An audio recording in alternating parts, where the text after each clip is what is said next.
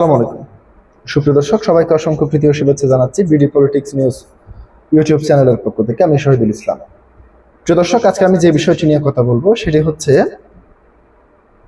প্রধানমন্ত্রী তারেক রহমান গত 15 জুন বাংলাদেশের সমস্ত মিডিয়া ডাইরেক্টর এবং সাংবাদিকদের সঙ্গে এক মত বিনিময় সভার আয়োজন করেছেন। সেখানে তিনি যে বক্তব্যটি দিয়েছেন, সরকারের তোষামত নয়, জনগণের সামনে সত্য তুলে ধরতে হবে। তিনি সেখানে বক্তব্য রাখতে গিয়ে একটা পর্যায়ে এমন বলেছেন যে সরকার কিংবা সরকারি দলের তোষামত কিংবা কোনো ধরনের হস্তক্ষেপ কোনো চ্যানেলের উপর থাকবে না। অর্থাৎ স্বাধীনভাবে সংবাদ চ্যানেলগুলো কিংবা সংবাদ মাধ্যম তাদের যে সত্য নিউজ, সেই সত্য নিউজগুলি প্রচার করতে পারবে। তাতে সরকারের বিপক্ষে কিংবা পক্ষে গেলে তার কোনো কিছুই হবে না। অর্থাৎ সরকারের সমালোচনা করতে পারবে কিংবা সরকারের বিরুদ্ধে কথা বলতে পারবে কিংবা লিখতে পারবে। বিষয়টি কি সেরকম?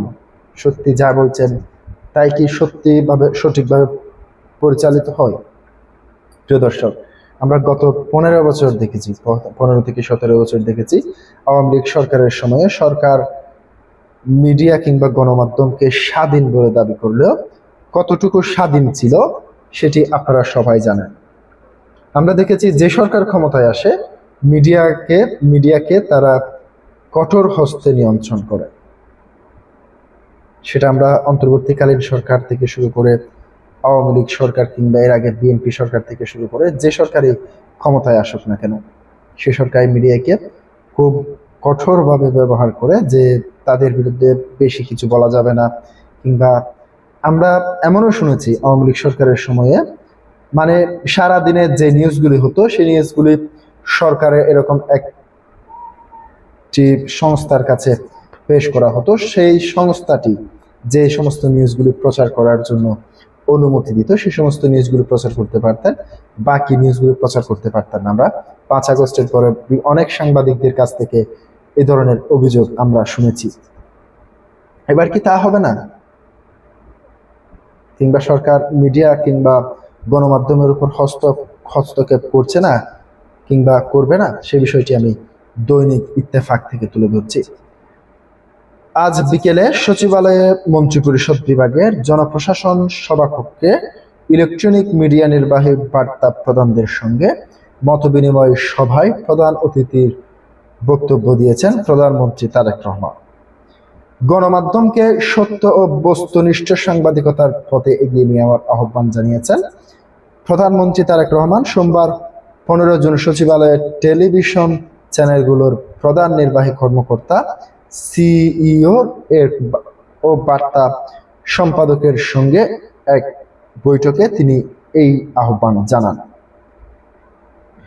বৈঠকে প্রধানমন্ত্রী বলেন, দলীয় অবস্থান বা সরকারের তোষামত নয়, জনগণের সামনে সত্যকে সত্য হিসেবে তুলে ধরতে হবে। সেই সঙ্গে দেশের ইতিবাচক পরিবর্তন আনার জন্য গণমাধ্যমের সহযোগিতাও কামনা করেছেন তিনি।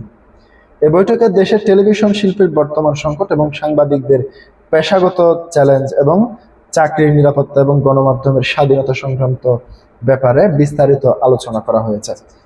প্রধানমন্ত্রীর প্রেস সচিব আবু আবদুল্লাহ এম সালেহ জানান, মানবিক ও সামাজিক মূল্যবোধ জাগ্রত করার ক্ষেত্রে গণমাধ্যমকে গুরুত্বপূর্ণ ভূমিকা রাখতে হবে। এই লক্ষ্যে একটি স্বাধীন গণমাধ্যম কমিশন গঠন করার উদ্যোগ নিয়েছে সরকার। একটি আলোচনা সভা অনুষ্ঠিত হয় এবং অংশীদারেরা মিলে একটি নীতি কাঠামো তৈরি করলে বিদ্যমান সমস্যাগুলো নিরসন সম্ভব বলে মনে করেন তিনি। বৈঠক শেষে চ্যানেল 24-এর নির্বাহী পরিচালক জহিরুল ইসলাম জানান, প্রধানমন্ত্রীর সঙ্গে বৈঠকে সাংবাদিকরা তাদের পেশাগত চ্যানেলগুলোর সমস্যাগুলো তুলে ধরেছেন এবং সরকারের পক্ষ থেকে পলিসি সাপোর্ট, সাংবাদিকদের সুরক্ষা নিশ্চিত করা এবং স্বাধীন সাংবাদিকতার পরিবেশ তৈরির ক্ষেত্রে সরকারের সহযোগিতা কামনা করা হয়েছে। প্রিয় দর্শক, আজকে পর্যন্তই। আসসালামু আলাইকুম ওয়া রাহমাতুল্লাহ।